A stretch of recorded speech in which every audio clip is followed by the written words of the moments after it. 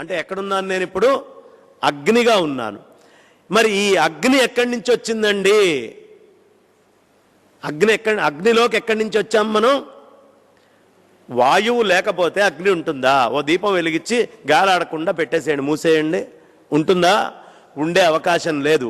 అంటే ఈ అగ్ని కంటే ముందు నేను ఎక్కడున్నాను? వాయువులో ఉన్నాను. అవునా? అంటే నేనే వాయువుని, నేనే. ఆ రోజు అడిగితే నేనని చెప్పేవాడిని. పోనీ ఈ వాయువులోకి ఎక్కడి నుంచి వచ్చాను? వాయువులోకి ఎక్కడి నుంచి వచ్చామండి మనం? చెప్పగలరా? వాయువులోకి ఎక్కడి నుంచి వచ్చాం?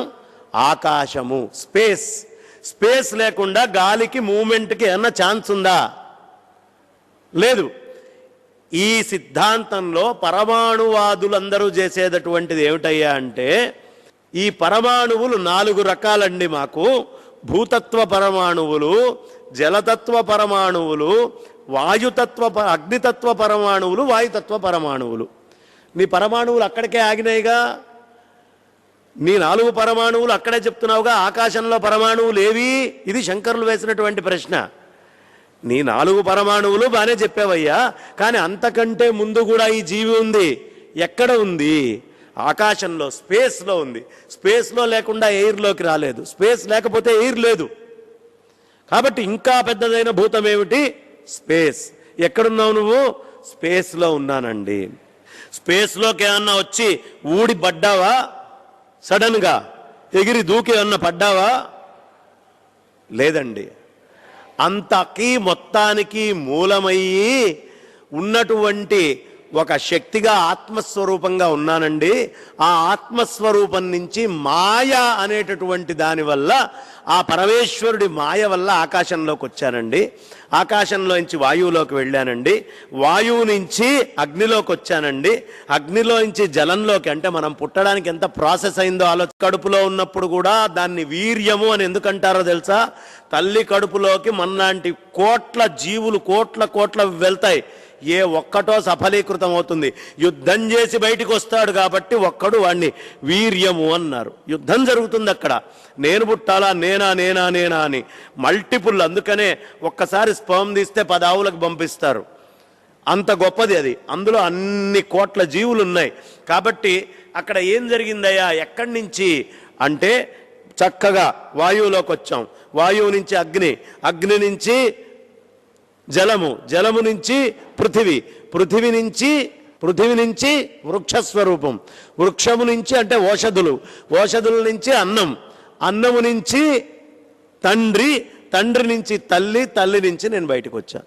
ఇదేం కొత్తగా నువ్వు కనుక్కున్నావా? లేదండి. వేదం చెప్పింది.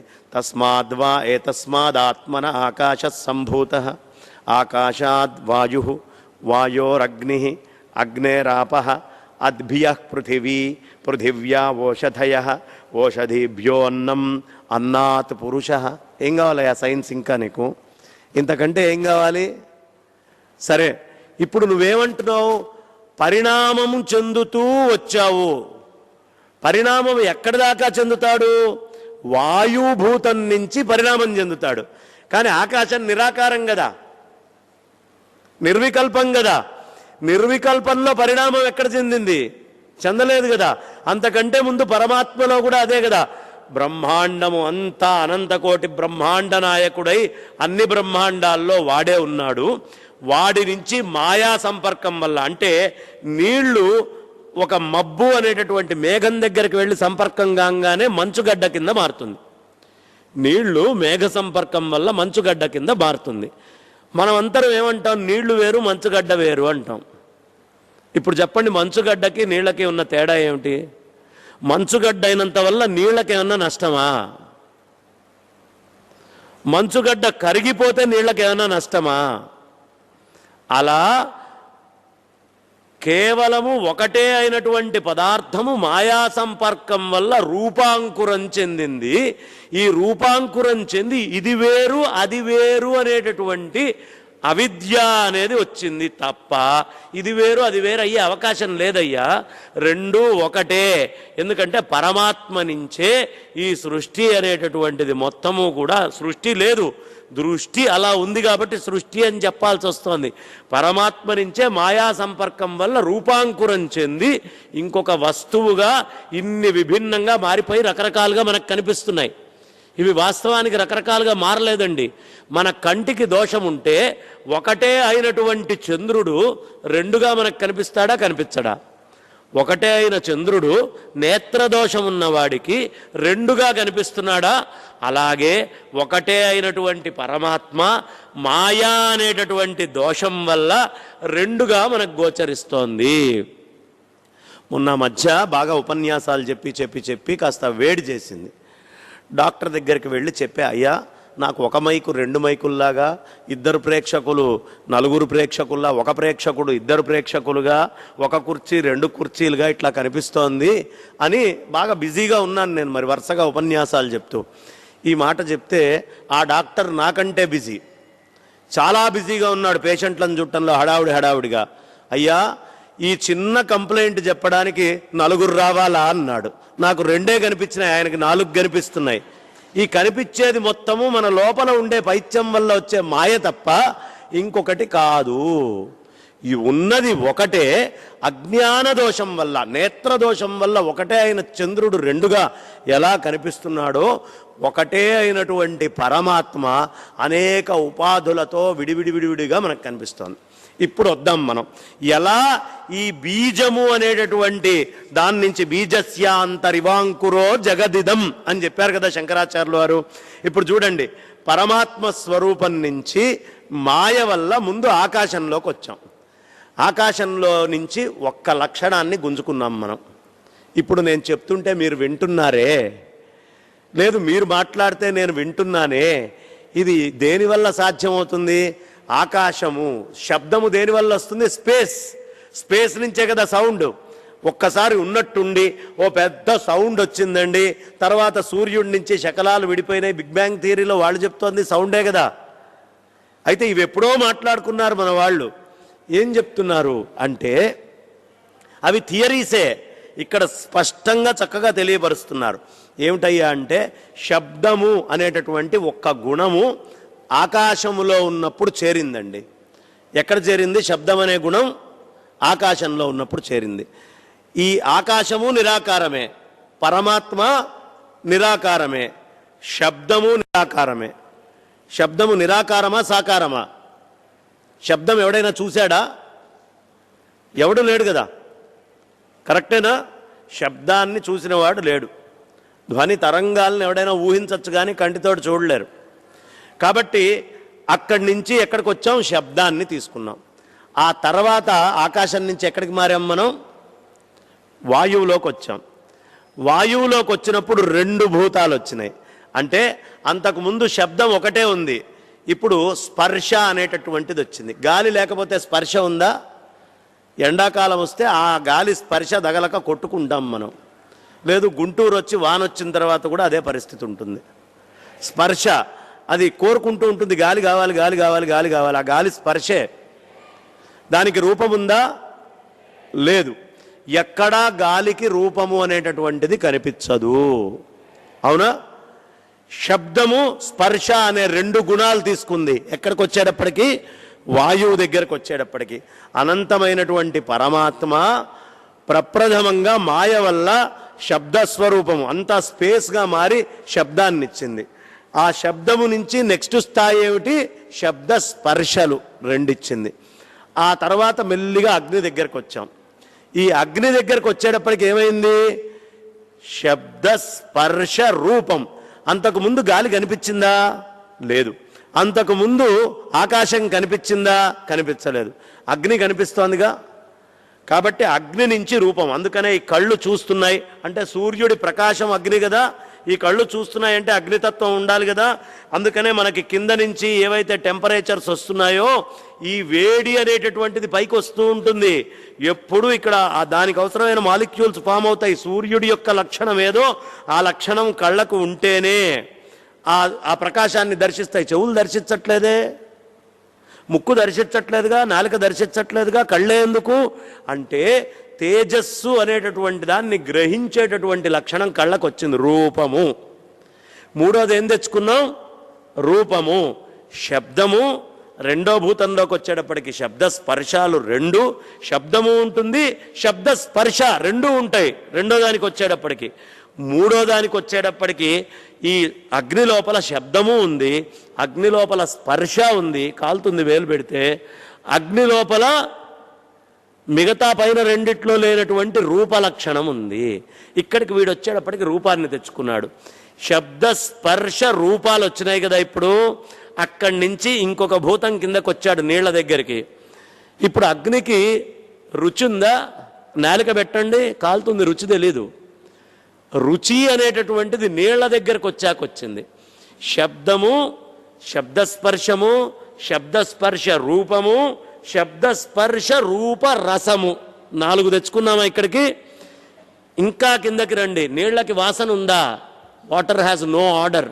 అది ఇవాళ సైన్స్ చెప్తోంది అంటున్నారు, కానీ వేల సంవత్సరాల క్రితమే మన వాళ్ళు చెప్పారు అది రుచి అనేటటువంటిదే తప్ప గంధం ఉండదయ్యా అందులో. గంధం ఎక్కడుంటుంది అంటే భూమికి గంధం ఉంటుంది, భూమిలో గంధం వస్తుంది. వాసన ఎక్కడి నుంచి వస్తోంది? ఫస్ట్ భూమి దగ్గర నుంచి వస్తోంది.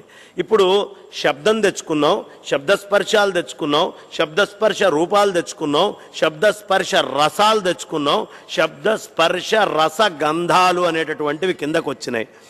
వీటన్నిటిలో నువ్వు ఉన్నావు, నువ్వు లేవు అనేటటువంటిది లేదు. కానీ మాయా సంపర్కం వల్ల అవన్నిటినీ నేను తెచ్చుకున్నాను, నాతోటి వస్తున్నాయి అని ఒక్కొక్క దాన్ని తెచ్చుకుంటున్నావు నువ్వు. శబ్దస్పర్శ రూప రసగంధాలు వచ్చినాయి భూమి దగ్గరకు వచ్చేటప్పటికి. ఈ శబ్దస్పర్శ రూప రసగంధాలు అనేటటువంటివన్నీ కూడా సమిష్టిగా ఓ దగ్గరికి చేరి, ఇవన్నీ పరమాత్మ కంటే భిన్నం కాదు. పరమాత్మే ఆకాశం, పరమాత్మే వాయువు, పరమాత్మే అగ్ని, పరమాత్మే జలము, పరమాత్మే పృథివీ, పరమాత్మే ఓషధులు. మెల్లిగా ఓషధుల్లోకి వచ్చావు. ఈ ఓషధుల్లోకి వచ్చినటువంటి నువ్వు పైన ఉన్నటువంటి ఆ 5 ఇంద్రియాలని లోపలికి జతపరుచుకొని కూర్చున్నావు. కూర్చొని ఈ ఓషధుల్లోకి వచ్చిన తర్వాత నీ యొక్క వాళ్ళు తయారు చేసుకునేటువంటి ఆహారం కింద మారి తండ్రిలోకి ప్రవేశించిన తర్వాత శబ్దస్పర్శ రూపరసగంధాలు ఇవన్నీ కూడా భౌతికమైనటువంటివి. ఇక్కడి నుంచి తర్వాత స్థాయి నీకు మానవ శరీరం రావాలి. Life comes from life. Life ఎప్పుడు లైఫ్లో నుంచే వస్తుంది. జీవము నుంచే ఉత్పత్తి అవుతుంది. ఇది ప్రధానమైన సిద్ధాంతం. ల్యాబుల్లో పుట్టదు జీవం నుంచి పుడుతుంది. అందుకనే గొర్రె, తేలు, చిన్న బ్యాక్టీరియాకు కూడా సంతానం జీవం నుంచి జీవం ఉత్పత్తి అవుతుంది. ఇదే పెద్దదైనటువంటి చర్చ, వాదన. వేదాంతాన్ని ఎందుకు వన్ ఆఫ్ ద థియరీస్ కింద తీసుకోకూడదు అంటే ఇవన్నీ పెట్టి, అయ్యా నా భారతదేశంలో ఇంతకు ముందే ఈ స్థాయిలో మాట్లాడుకున్నారు, ఈ థియరీస్ని కూడా మీరు యాడ్ చేసి చెప్పండి అనేటటువంటి ఉద్యమం జరుగుతోంది. ఇప్పుడు మొదలైంది దాని మీద. ఆక్స్ఫర్డ్ యూనివర్సిటీలో అన్ని చోట్ల చర్చలు అవుతున్నాయి, జర్మనీలో చర్చలు అవుతున్నాయి, చాలా పెద్ద ఎత్తున అవుతోంది. మీరు చెప్పింది థియరీసే కదా, మీరు చెప్పింది థియరీసా లేదు కన్ఫర్మ్డ్ ప్రాక్టికల్సా?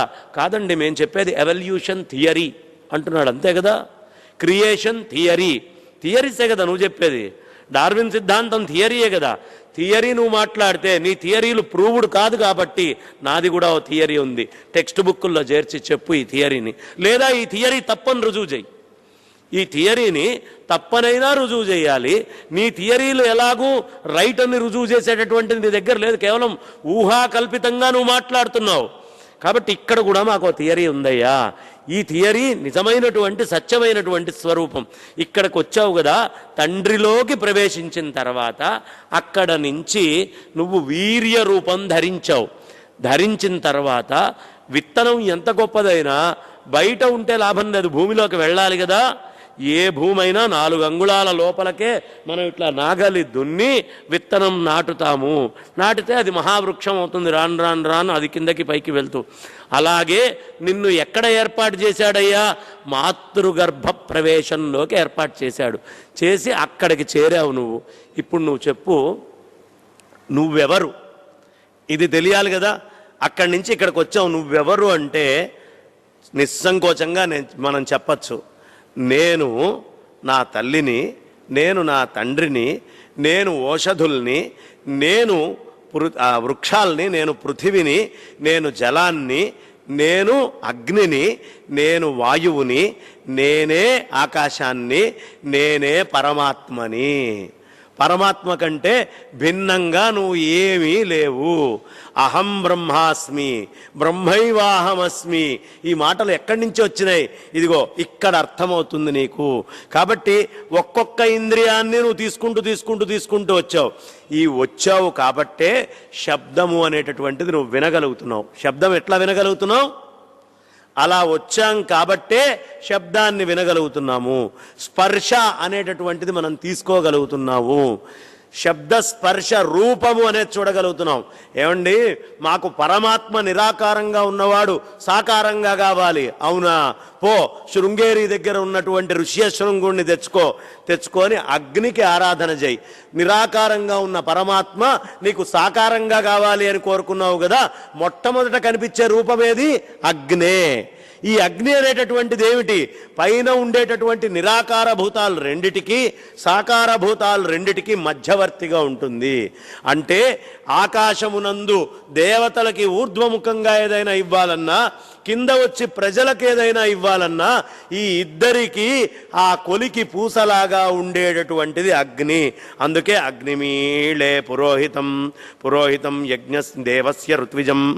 దేవతలకి ఋత్విక్కుగా ఆయన్ని చెప్తారు. ఎందుకు చెప్తున్నారు అంటే, ఈ మానవులు ఇచ్చేటటువంటిది ఆయనకి తీసుకెళ్లాలన్నా, అక్కడి నుంచి దేవతలు ఇచ్చేటటువంటి దాన్ని మానవుడికి చేర్చాలన్నా మధ్యవాడు అగ్ని. కాబట్టి ఈ బ్రహ్మణాలన్నీ కూడా అగ్నుల్ని చెప్తాయి. నువ్వు బ్రహ్మణాల దగ్గరికి వెళ్ళి అగ్నిహోత్రం చేస్తే అక్కడి నుంచి నువ్వు అగ్నిహోత్రుడి యొక్క అనుగ్రహం వల్ల పైన దేవతా స్వరూపంగా వెళ్ళి వాటిని దర్శించగలుగుతావు, వాటిని చేరగలుగుతావు, వాటి యొక్క స్వస్థితికి నువ్వు వెళ్ళగలుగుతావు. కాబట్టి చేయాల్సినటువంటి పనేమిటి? అగ్నులని ఆరాధన చెయ్యండి. ఈ ప్రపంచంలో అగ్నుల్ని ఆరాధన చేసేవాళ్ళు ఎవరండి? భారతీయులే. ఏం చేసినా ఓ జ్యోతి ప్రజ్వలనం చేస్తాం, ఓ దీపం వెలిగించుకుంటాం, ఇంట్లో దీపంతో మొదలు పెడతాం. అదే చేసేది. బయట సృష్టిలో ఉండేటటువంటి ఏ ఆహారమైనా నీ శరీరంలో ఉండేటటువంటి బ్రహ్మాండంలో ఉండేదంతా ఈ పిండాండంలో ఉంది. ఈ పిండాండంలో ఉండేదంతా బ్రహ్మాండంలో ఉంది. నువ్వు ఆహారం తీసుకోగానే నీ లోపల వైశ్వానరుడు అనే అగ్నిహోత్ర స్వరూపంలో ఉండి కృష్ణ పరమాత్మ ఏం చేస్తున్నాడు?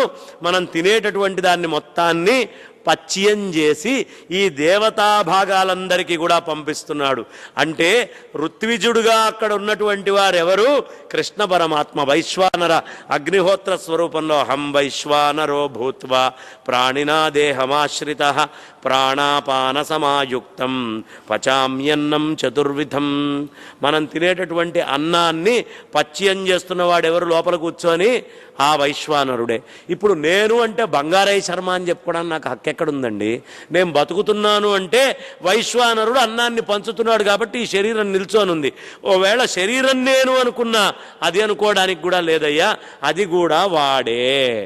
వాడు కానటువంటిది ఇంకోటి లేదు, అంతా వాడే అయి ఉన్నాడు. నీ పరమాణువులు అణువుల యొక్క కలయికతో ఏం కావట్లేదు ఇక్కడ. మొత్తము అంతా కూడా వాడి శాసనం మేరకు నడుస్తోంది. అదే నేను గోగినేని బాబు విషయంలో చెప్పింది. బాగుందయ్యా, నువ్వు కెమికల్స్ వల్ల వచ్చినాయి అంటున్నావు. ఇప్పుడే చచ్చిపోయాడు వాడు. వాడి లోపల అన్ని కెమికల్స్ ఉన్నాయా? అన్ని ప్రోటీన్స్ ఉన్నాయా? అన్ని మాలిక్యూల్స్ ఉన్నాయా? నిన్నటిదాకా మాట్లాడిన వాడికి మాయరోగమా? ఇప్పుడు ఎందుకు మాట్లాడట్లా? అవన్నీ వాడిలో ఉన్నాయి. ఏమైనా తగ్గితే నీ దగ్గర కెమికల్ క్యాలిక్యులేషన్ అంతా ఉంది కదా మానవుడికి అదంతా నేను ఇస్తా. నీకేమేం కావాలో నీ మాలిక్యూల్స్, నీ ప్రోటీన్స్, నీకు కావాల్సినవన్నీ నేను ఇస్తా. ఇప్పుడు బతికించువాడిని. ఎందుకు బతికించలేకపోతున్నావు? దేనివల్ల? అది తెలియాలిగా. నువ్వు జీవాన్ని పుట్టించడం కాదు, జీవము ఆల్రెడీ ఇప్పటిదాకా ఉన్నటువంటి కెమికల్స్ తోటి ఉన్నది, కొద్దిగా పోతేనే మళ్ళీ తిరిగి తీసుకురాలేకపోతున్నావు. కాబట్టి ఈ వాదనలు చెల్లవు. పరమాత్మే రూపాంకురం చెంది అనేక రూపాల్లో ఇలా వస్తున్నాడు. మళ్ళీ ఇదంతా అయిపోయాక సముద్రంలో అలా ఇలా లేచి ఎలా మళ్ళీ సముద్రంలో కలుస్తుందో అలాగే ఆత్మస్వరూపులే అయ్యుండి అజ్ఞానం వల్ల ఈ జీవుడు ఈ శరీరము నేను అనుకుండేటటువంటి వాడికి ఎప్పుడైనా అదే ప్రదేశము. కానీ అవిద్య వల్ల తెలుసుకోక మనం ఈ ఇబ్బందులు కష్టాలు ఇది ఈ సృష్టి యొక్క మూలాలు తెలియక రకరకాలైనటువంటి ఇబ్బందులు పడుతున్నామయ్యా. పరమాత్మ కంటే భిన్నుడివి నువ్వు కాదు అనేటటువంటి విషయాన్ని ఇక్కడి నుంచి తీసుకొచ్చారు. అందుకనే రామచంద్రమూర్తి పుట్టాలి అంటే, ఈ భారతదేశంలో రూపం కావాలి అంటే అగ్నులని ఆరాధన చేస్తాము. అగ్ని అనేటటువంటిది మధ్యమ భూతము. కాబట్టి అగ్ని దగ్గర ఆగమని కాదు, బ్రహ్మణాలు చెప్పినటువంటి వాళ్లే ఉపనిషత్తులు చెప్పారు. ఎందుకు చెప్పారయ్యా అంటే, ఈ కర్మభాగం దగ్గరే ఆగకు, పైన ఉండేటటువంటి వాయు ఆకాశ ఆత్మస్వరూపాలకు కూడా నువ్వు చేరిపోవాలి. నువ్వు అదే అనేటటువంటి విషయం నువ్వు మర్చిపోకు. నువ్వు అదే అనే విషయం నీకు తెలియలేదు కాబట్టి ఈ అగ్నిహోత్రాలను ఆరాధన చేసి చిత్తశుద్ధి నువ్వు తెచ్చుకుంటే, ఈ అగ్నిహోత్రుడి యొక్క సహకారం వల్ల నీ చిత్తశుద్ధితో నువ్వు పైకి చేరి ఆత్మస్వరూపం అనే జ్ఞానాన్ని నువ్వు పొందుతావు. కాబట్టి కర్మలను ఆపమనట్లా, నిరసించట్లా. కర్మలు చిత్తశుద్ధికి ఉపయోగపడతాయి, కానీ నువ్వేం చేసినా అంతా ఆత్మస్వరూపమే. పరమాత్మని దాటి ఈ ప్రపంచంలో ఎవ్వరూ ఏది చేయలేరు అనేటటువంటి విషయాన్ని మనకి శంకరాచార్యులు వారు చాలా చక్కగా అర్థమయ్యేట్టుగా ఈ శ్లోకం తీసుకొని మనకి ఎంతో చక్కగా వైశేషికుల్ని, నైయాయికుల్ని, తార్కికుల్ని, హేతువాదుల్ని అందరినీ కూడా ఖండిస్తూ చాలా మటుకు నన్ను నేను కుదించుకొని ఎంత అవసరమో అంత మటుకు చెబితే సరిపోతుంది అని. కానీ మన ఋషి అలా వదల్లా, చాలా విశేషమైనటువంటి లోతుల్లోకి వెళ్ళారు. మనం ఎంతసేపు ఉన్నా బయట ఉండేటటువంటి ప్రపంచంలో ఆ రామాయణం చెప్తే వింటాం, భారతం చెప్తే వింటాం, భాగవతం చెప్తే వింటాం. ఇవన్నీ కూడా చిత్తశుద్ధికి పనికొస్తాయి. స్వస్వరూపానుసంధానానికి ఎప్పుడైనా మనల్ని చేర్చేది వేదాంతమే. కానీ అది వినండయ్యా అంటే వినం. ఎందుకు వినం? కారణం ఏమిటయ్యా అంటే, నేను ఈ శరీరం కాదు అని ఒప్పుకోవడానికి ఎవడు సిద్ధపడడు, ఇష్టపడడు. కానీ ఈ శరీరం వాడు కాదు, వదిలిపెడితే పోతూనే ఉంటుంది. యావత్ పవనో నివసతి దేహే తావత్ పృచ్ఛతి కుశలం గేహే గతవతి వాయో దేహాపాయే భార్య బిభ్యతి తస్మిన్ కాయే. ఏం చెప్తున్నారు? నీ ముక్కులోకి గాలి వెళ్ళి బయటికి వచ్చేంత దాకా నేను ఈ శరీరం అంటున్నావు కదా, ఈ శరీరాన్ని నడుపుతోంది ఏమిటయ్యా? అంతకంటే ముందున్నటువంటి వాయుభూతము, దానిపైన ఉన్న ఆకాశభూతము, ఆ పైన ఉండే ఆత్మస్వరూపము, మధ్యలో మాయ. ఇది తప్ప ఏదీ నడపట్లేదు. ఇక్కడ నువ్వు ముక్కులో గాలి వెళ్ళొచ్చేంత దాకా ఏంటయ్యా? నా పేరు బంగారయ్య శర్మ అండి, నేను ఇదిగో ఇవాళ శారదాపీఠంలో ఉపన్యాసం చెప్తున్నాను అని రకరకాలుగా చెప్తాను. ఎప్పటిదాకా? యావత్ పవనో నివసతి దేహే. గాలి ఆడితే ఉన్నాడు అన్నారు, గాలి ఆగితే పోయాడు అన్నారు. యావత్ పవనో నివసతి దేహే తావత్ పృచ్ఛతి కుశలంగే. నన్ను ఏదైనా అడిగినా, నేను ఎవరినైనా అడిగినా గాలి ఆడుతున్నంతసేపే. కానీ యావత్ పవనో తావత్ పృచ్ఛతి గతవతి వాయో దేహాపాయే, ఈ శరీరంలోంచి ఆ వాయువు వెళ్ళిపోయిందనుకోండి, నిన్నటిదాకా నీ ముక్కు బాగుంటుంది, నీ కళ్ళు బాగుంటాయి, నీ చెవులు బాగుంటుంది, నువ్వే నా సర్వస్వము, నువ్వు లేకపోతే నాకేం లేదు అని భార్య అనేటటువంటి అర్థానికి రెండు చెప్పచ్చు. భరింపబడినటువంటి వాళ్ళందరూ అనే పదం కూడా వస్తుంది. కాబట్టి నిన్నటిదాకా నిన్ను ఇంత గొప్పగా ముక్కు కళ్ళు చెవులు అన్నీ పొగిడి నువ్వు ఇది నువ్వు అది అని చెప్పినటువంటి వాళ్ళు బిభ్యతి తస్మిన్ కాయే, ఈ శరీరం దగ్గర రావడానికి భయపడుతున్నారు. ఆ ముక్కు అక్కడే ఉంది, ఆ కన్ను అక్కడే ఉంది, ఆ చర్మం అక్కడే ఉంది, ఆ శరీరం అక్కడే ఉంది, ఆ ఎముకలు అక్కడే ఉన్నాయి, ఆ మాంసం అక్కడే ఉంది, మరి అన్నీ అక్కడే ఉన్నాయి కదా, ఎందుకయ్యా రావడానికి భయపడుతున్నారు? గాలి లేదండి. గాలి లేకపోయేటప్పటికి భయపడుతూ ఉన్నారు. అంటే ఇప్పుడు నీ స్వస్వరూపం ఏమిటో నువ్వు గుర్తు చేసుకొని చెప్పు. ఈ చేతులు ఈ కాళ్ళు ఈ శరీరమా? నిన్ను ఎదుటివాడు గౌరవిస్తోంది, ఈ చేతులు ఈ కాళ్ళు ఈ శరీరం చూసి నువ్వు అబ్బో అమ్మో అని పలకరించడానికి వస్తున్నారా? ఎవ్వడు రావట్లా, భ్రమే. ప్రతివాడు నీకు గాలి ఆడుతుంది కాబట్టి వస్తున్నాడు, గాలి ఆగితే దగ్గరికి రాడు, పట్టించుకుంటే నాదుడు లేడు. అసలు గాలి దాకా అక్కర్లా, ఒంట్లో శక్తి తగ్గేటప్పటికే గాలి అగ్ని ఇవి కాస్త తగ్గి ఒంట్లో పనిచేయడానికి పనికి రాకపోయేటప్పటికే పక్కన పడేస్తారు. ఇక గాలి పోయాక పూర్తిగా పడేస్తారు. కాబట్టి ప్రతి వాళ్ళు క్రమం తెలుసుకోవాలి. పరమాత్మ కంటే భిన్నంగా ఈ ప్రపంచంలో ఇంకొకటి లేదు. పరమాత్మే మాయా అనేటటువంటి దాని వల్ల రూపాంకురం చెంది అనేక రూపాలలో అజ్ఞానము మన అవిద్య వల్ల గోచరిస్తున్నాడు. కానీ ఒక్కటి తెలుసుకుంటే ఆ చైతన్యం వల్ల మాత్రమే మనమందరము కూడా ఉన్నాము. ఆ చైతన్యమే సత్యము, మిగతాది ఏది సత్యం కాదు అనేటటువంటి విషయాన్ని శంకర భగవత్పాదాచార్యులు వారు చెప్తున్నారు. అందుకని ఆయన ఏం చెప్తున్నారయ్యా అంటే